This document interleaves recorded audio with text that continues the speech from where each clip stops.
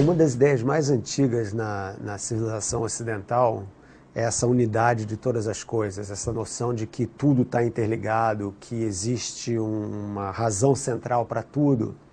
E se você traçar a origem dessa ideia, essa é uma ideia extremamente monoteísta, tem a ver com a religião, muito antes da ciência ou da filosofia, essas ideias monoteístas, né, que Deus é o criador do universo, nós somos criados por Deus e, portanto, existe uma unidade nesse sentido. Essas noções religiosas elas foram se filtrando pela Grécia Antiga na filosofia e influenciaram as primeiras ideias filosóficas dos chamados filósofos pré-socráticos, que procuraram por essa unidade de todas as coisas. Fizeram esse tipo de pergunta, por exemplo, do que o mundo é feito. E essa noção depois ela foi se tornando cada vez mais matemática, com Platão, por exemplo, outro super importante filósofo grego. Ficou claro que, pelo menos para ele, que existe uma razão universal, uma espécie de arquiteto cósmico, e que o mundo é produto dessa arquitetura divina, e que a razão humana é a maneira como nós podemos nos aproximar dessa verdade, dessa grande verdade eterna, vamos dizer assim. E a linguagem comum entre nós e essa divindade, não era um Deus judaico-cristão, ele chamava de demiurgo, era a matemática, né? Então essas noções foram se aprofundando na Renascença com Kepler e Copérnico e com Newton, essa noção de que existe uma mente de Deus e que nós, através da ciência, podemos decifrar essa mente de Deus, ficou incorporada dentro do discurso científico. Avançando alguns séculos, a gente chega no século XX com Einstein, que passou os últimos 20 anos da vida dele buscando justamente por essa teoria unificada ou teoria final.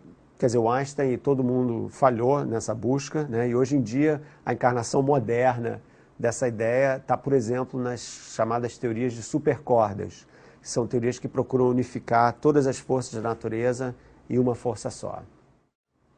A ideia fundamental da ciência é de que você tem que ter a cabeça aberta. Porque quem toma a decisão final, na verdade, é a natureza, não somos nós. Então, tem umas pessoas que criticam um pouco essa noção de que essas teorias de supercordas, hoje em dia, são mais dogma do que realidade.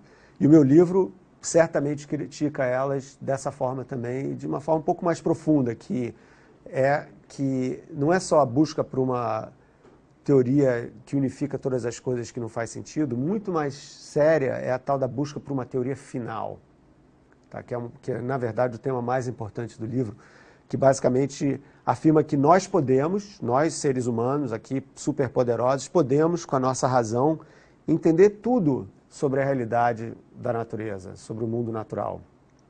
E eu acho que essa postura é filosoficamente errada, né? E a razão é a seguinte, uma das razões que eu dou é a seguinte, é muito simples. O nosso conhecimento do mundo depende de como a gente olha para esse mundo. E como que a gente olha para o mundo? Bem, com os 5 sentidos e com os nossos instrumentos, microscópios, telescópios e uma porção de outros aparelhos de detecção, vamos dizer assim. Ora, é claro que existe muito mais do mundo do que a gente pode enxergar. Por exemplo, agora aqui nessa sala está cheio de radiação eletromagnética infravermelha, ultravioleta, que a gente não vê, o que não significa que ela não seja real. Como que a gente pode ver isso? Com os nossos instrumentos. Só que os nossos instrumentos são limitados, o que significa que a gente nunca pode ver tudo sobre o mundo. Se a gente não tem a totalidade de informação sobre o que é o mundo, a gente nunca vai poder ter uma teoria que descreve o mundo inteiro, porque a gente simplesmente não conhece o mundo inteiro, entendeu? Então existe um problema fundamental nessa busca por uma teoria final. Cientificamente ela não faz sentido.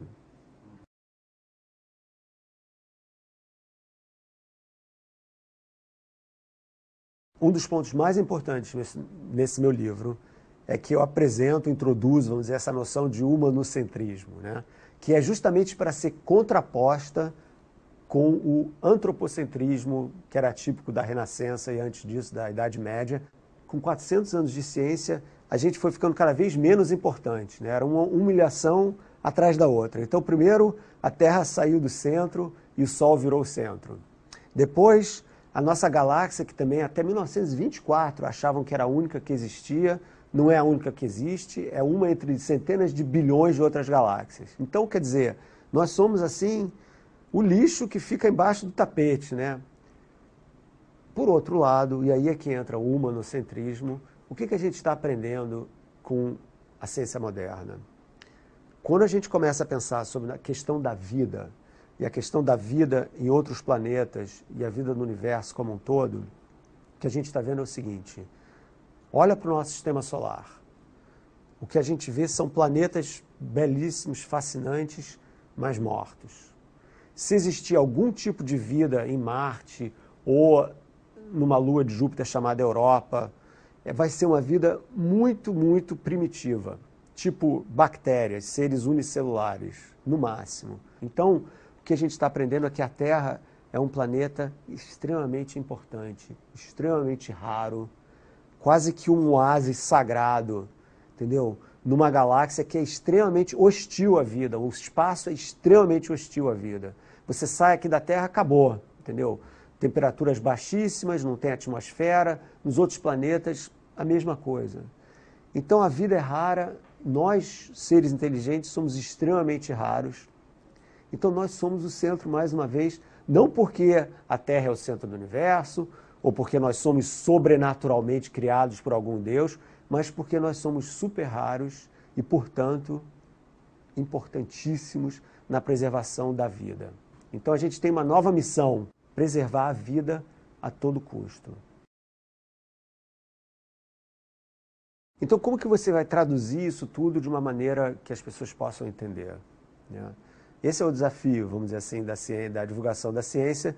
E o que você tem que fazer é você tem que... Bom, tem vários truques, né, vamos dizer assim, mas um deles é você usar metáforas, analogias, trazer as questões da ciência para a vida diária das pessoas, de forma que elas possam se relacionar com o que você está falando. Eu gosto sempre de lembrar que o Galileu, que é o primeiro cientista moderno, né, vamos dizer assim, foi um grande divulgador de ciência. Os livros dele foram escritos para o público em geral, usando diálogos e personagens. Quer dizer, o cara era um mestre da divulgação científica, porque ele sabia que uma boa ideia, que não é bem apresentada, jamais vai ser acreditada.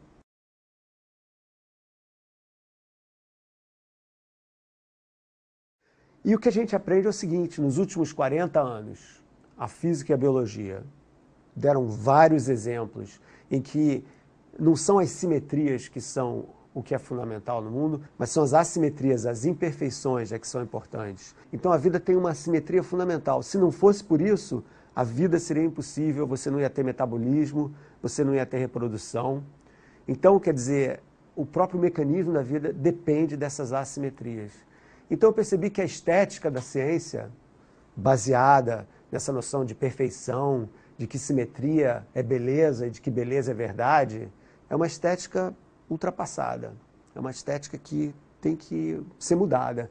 O mesmo aconteceu com a música, com a arte no século XX. Se você olhar para a música atonal, para o cubismo, expressionismo, que foi destruindo certas maneiras de se representar a realidade, eu acho que a ciência também tem que passar por essa revolução agora, e é a assimetria e não a simetria que é a bandeira desse novo manifesto.